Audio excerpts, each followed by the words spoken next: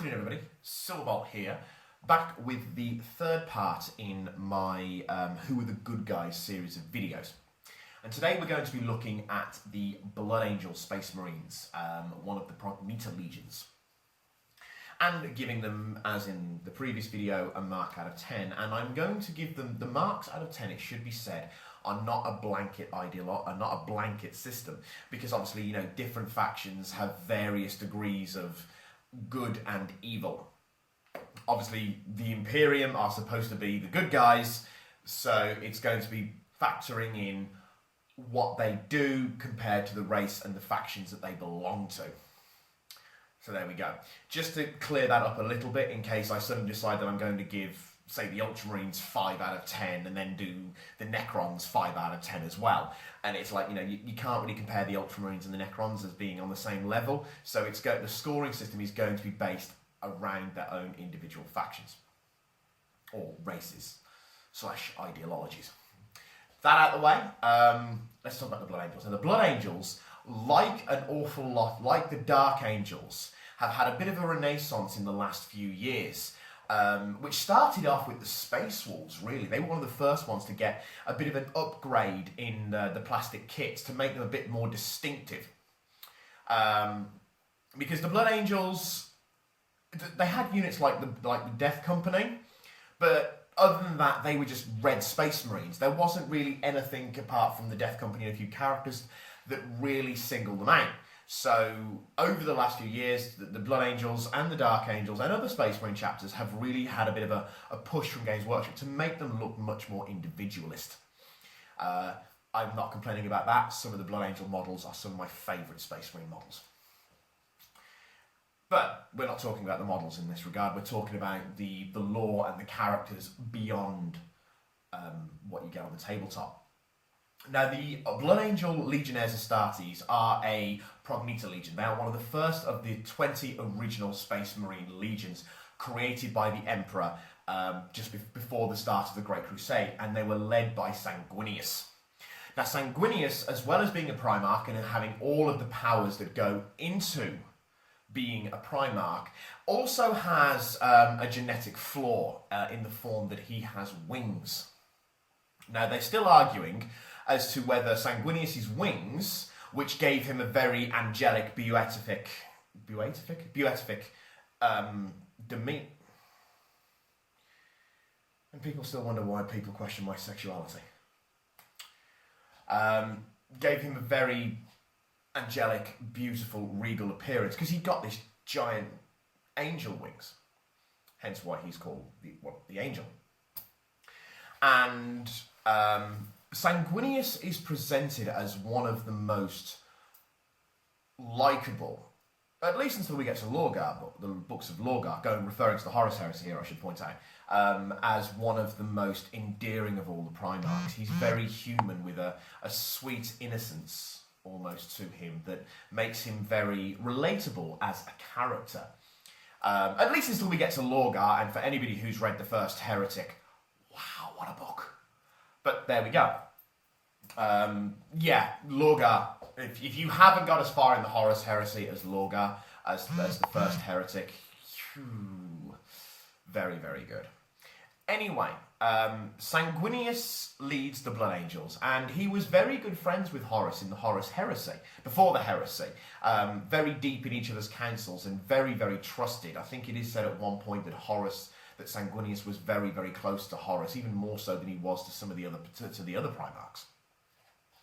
And what really kicks off the heresy is Horus sends Sanguinius to the world of Cygnus Prime. Now, I know I said I didn't want to give like a history lesson in regards to these characters, but it does build up to one of the main points, that is the Blood Angels character. On the world of Cygnus Prime, which turns out to be a trap set by Horus to basically either subvert or destroy, is the aim of the game. And there, a bloodthirster called Karbanda very grievously wounds Sanguinius. Despite the fact that he actually lets him live, nearly kills him. You know, he's wounded him in the legs, he's standing over him, he's got the flat of his axe standing over his chest. He nearly beats him. And the only reason why Sanguinius lives here is because Karbanda lets him. And then Carbanner says, right, I'm not going to kill you yet. I'm going to let you live so you can feel the pain of what I'm about to do. And promptly kills 500 Blood Angel Space Marines.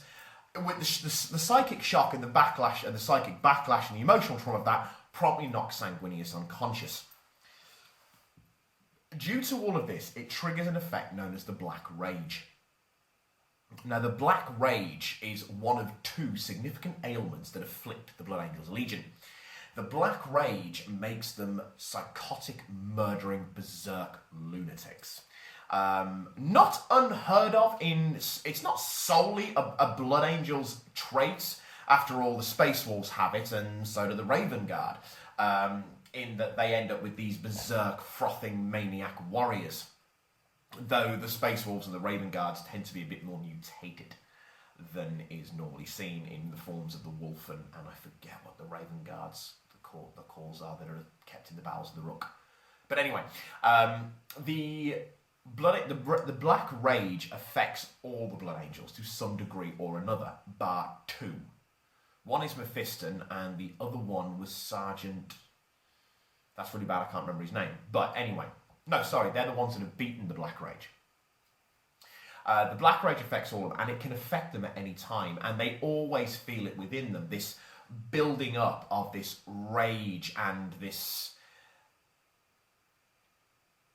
desire to kill, to maim. And it's not even a desire for battle, it's a desire just to commit slaughter. That the Blood Angels have to channel. And this, of course, was made an awful lot worse when Sanguinius, even though he had the gift of premonition and he knew it was going to happen, he went and fought Horus at the end of the heresy, and he died because of it. He did it deliberately to buy the Emperor time, went up against Horus and was strangled by him. So Sanguinius dies, and this, of course, focuses the Black Rage even deeper within the Legion, and it is at the point where the Black Rage is affecting all of the Blood Angels and their successor chapters to some degree or another, and others have greater control of it than others. The Black Rage as an affliction has really damaged the Blood Angels to quite a heavy degree in a lot of ways. There are armies that refuse to fight beside the Blood Angels because the Blood Angels will come in and they have been known to slaughter indiscriminately, especially such chapters such as the Flesh Terrors, where both the Imperial Guard and the Sisters of Battle have both said, we will not fight alongside you.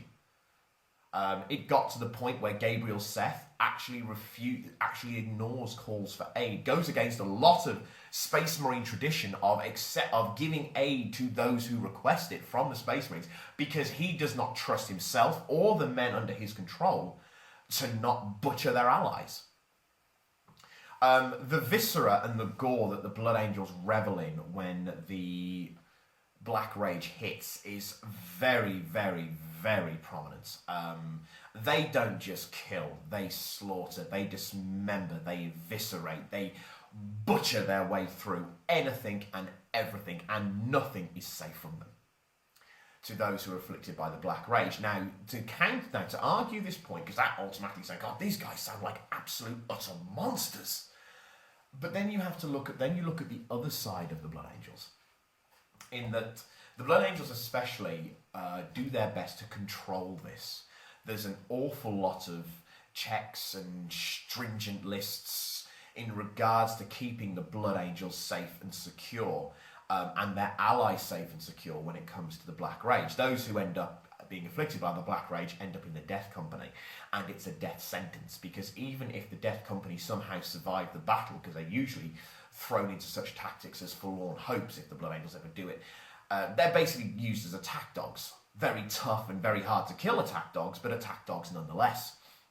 And if they survive and they're still too badly consumed by the Blood Rage, they kill them if they can't be restrained. Now, the Blood Angels themselves, on the flip side of this, the Blood Angels are considered to be vampiric by nature. One of the genetic flaws in their makeup through the gene seed is that they grow really long in sizes. Like their Primarch Sanguinis, they are also extremely aesthetically attractive. And if you bear in mind that Space Marines look human in only the barest sense of the word. If you ever actually saw an actual Space Marine, I know that's a very weird sentence to come out with, but if you ever, they don't look human. Never mind the fact that each one is 7 foot tall without the freaking power armor on. They're not human. They're not fully human. Their faces are strangely proportioned. Their bodies are massively proportionally differently.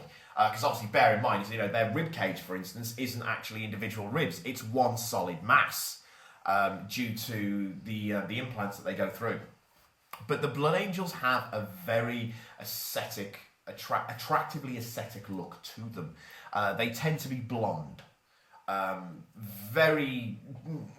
don't really want to use the word, but it's probably the best way to describe it is they're very Aryan. They're very blonde, very good looking. They're very noble, very regal. They're extremely charismatic, and that follows through into not only into their personas and their personalities, but also into the way they adorn their weapons and their tanks and their armor. Blood Angel power armor is very ornate. Even your bog standard tactical marine could have golden engravings and markings and etchings and artistic license very much put into it. Unlike, say, such other, plain chapters like the Ultramarines or the Iron Hands. They're also considered to be one of the more long-lived of the Astartes chapters. Now, to be fair, how long an Astartes lives for is very much open to debate, purely because their job is to die in battle. They keep fighting till they die in battle. One of the lords of, the Lord of the Blood Angels chapter at the moment is Dante, and he's over 1,000 years old. But then in saying that, if you look at the Space Wolves and in the form of Bjorn the Fell-Handed, he remembers when Leman Russ still led the Legion. He fought in the Heresy, and that was 10,000 years ago. Admittedly, he's been in a dreadnought sarcophagi for a significant length of time, but hey-ho. So the Dark Angels are very long-lived. Again, this goes into the idea that they are vampires. And the vampire ideology of the Blood Angels has been going on for a long time with Games Workshop. And you see, and even though they don't specifically call them vampires, you see it as a recurring theme kind of like the vampire with the soul ideology of the likes of Angel and Spike and, actual vampires from storylines and histories where you have the good guy vampires who are out for their quest for redemption. And there is another character trait of the Blood Angels called the Red Thirst, which is pretty much as what you'd expect from a vampire, the desire to drink blood. And the Blood Angels do perform blood rituals. Not as severe as some of the other Blood Angel successor chapters. I forget the name of the one that does it now, but there's one that I believe actually commits blood ritual sacrifice before going into battle. So the Red Thirst is the desire to drink blood. And again, this is another one that all of the Blood Angels are afflicted by. But they control it an awful lot better than they control the Black Rage, it has to be said. So, yeah, the Blood Angels are vampires. Now, on the one hand, they can become a lunatic, psychotic, killing berserker rage machine at any notice. Other people don't like to work with them because they are psychotic, raging, lunatic killing machines. They're vampires and they drink blood. Oh, smack, bang, crash, bang, wallop. Yeah, these are bad guys. These aren't the good guys. These aren't the noble, stalwart defenders of humanity. They're monsters that are barely constrained. Unfortunately, it's not quite that clear-cut. The Blood Angels as a whole are very much aware of their flaws. And indeed, the chapter is slowly dying. Their losses that they're currently having through the current storylines, and that the fact that the recruitment drives are significantly down from what they were, means that the Blood Angels are a dying chapter. I doubt the Games Workshop will ever turn around and say, hey, by the way, these guys are now totally extinct, thanks for playing them for the last 30 years. But they are dying out. Because of so many aspirants, of course, reject the gene seed. and so many aspirants don't survive the initial recruitment and then the training and the indoctrination and the subjugation and everything that goes into becoming a Blood Angel, their losses are not being recuperated. So, as a legion, they are dying out. And yet still they fight. Still they carry on. They don't stop. They join any fight against the Emperor's enemies that they can. And they have, to a greater or lesser degree, depending on who you're talking to, turned their reputation around. The reputation that they are these hedonistic butchers has actually started to fall by the wayside, in no small part to the work done by the likes of Dante and Gabriel Seth to re-establish the Blood Angels' reputation as being noble defenders of the Imperium. And whilst they certainly can't be described as the most humanitarian chapters, unlike, say, the Salamanders, they certainly are not the monsters that they were. Or they're not the monsters that they are perceived to be. They do work very hard to cleanse that image. So the way that I tend to look at the Blood Angels, and I realise that, this opinion is entirely subjective, is that the Blood Angels know that they are flawed, and they know that they are dangerously flawed, and they know that they are dying out. That the loss of each battle brother may not be replaced at any point soon, and yet still they fight. And that is noble. You're going into a battle knowing that you're dying out, knowing that at any point you could become the one thing. Bear in mind, it's battle that ignites the Black Rage. And visions of Sanguinius' death in battle that ignites the Black Rage, and yet still they fight. And they still go in for it. And they still do everything they can to help and shake off this image that they are the monsters of legend. And that begs strong quite clearly alongside what their noble, angelic look. I know I have a much. Now I can't think of the word for an established. I completely lost my train of thought. It's like my brain just went. Anyway, yeah. So.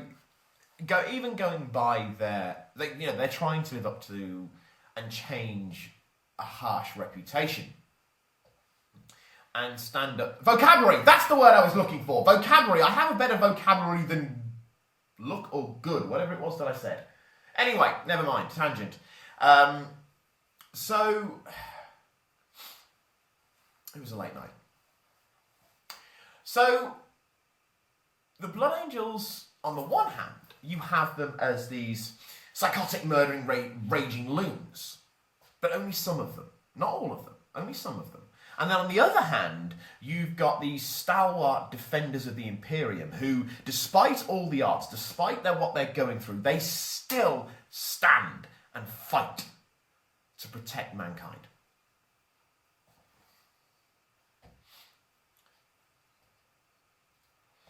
So where do you put them on are they good guys or are they bad guys scale? Me? You cannot hide from the fact that they have committed great atrocities. But at the same time, they're not wholly responsible for them.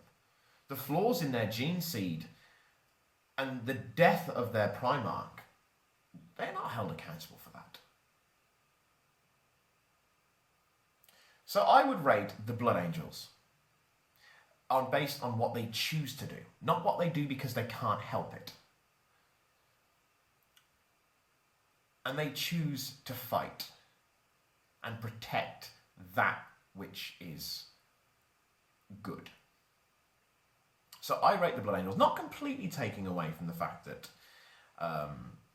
they are killing monsters when they get going. And also not taking away from the fact that they may be noble and bearing and regal, but also got to remember that they are shock troops designed to go in and kill everything. I'm going to give the Blood Angels, 3 out of 10 as to whether they are... 3 out of 10 as to whether they are the good guys. They're not as bad. They're not as lunatic, fundamentalist as, say, the Sister Battle. So a nice low score for the Blood Angels, giving us a ranking, starting this little competition of who are the good guys in 40k. Of 3 out of 10. And that's it for this video. The next video, we focus on one of the really grim, dark aspects of 40k in the Imperium. We're going to be looking at one of my favourite chapters, the Dark Angels. I'll see you then.